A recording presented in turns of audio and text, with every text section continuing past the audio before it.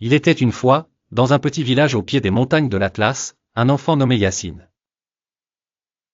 Orphelin depuis son plus jeune âge, il avait grandi chez une vieille tante qui n'avait que peu de moyens, mais qui lui avait appris deux choses précieuses, la persévérance et l'amour du travail bien fait. Chaque jour, en allant chercher de l'eau à la fontaine, Yassine s'arrêtait devant les vieilles maisons fissurées de son quartier.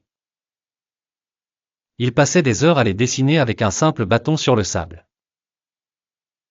Son rêve secret était de devenir architecte, de bâtir des maisons solides et belles pour que personne n'ait plus à souffrir du froid, de la pluie ou de la pauvreté. Mais ce rêve semblait impossible, il n'avait ni livres, ni crayons, ni argent pour aller à l'école supérieure.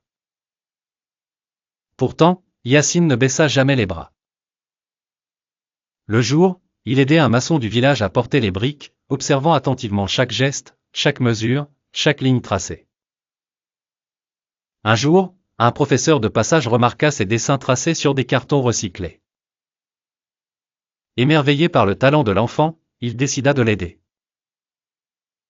Grâce à lui, Yassine obtint une bourse pour continuer ses études dans la grande ville. Ce fut un chemin semé d'embûches, solitude, manque de ressources, moquerie de certains camarades plus aisés. Mais à chaque difficulté, il se souvenait de la promesse qu'il s'était faite, construire un avenir plus solide que son passé. Les années passèrent.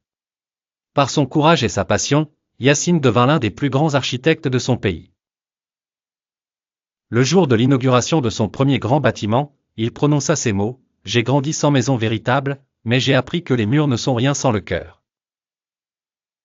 Aujourd'hui, je construis pour que chaque enfant ait un toit et un rêve qui ne s'écroule jamais. »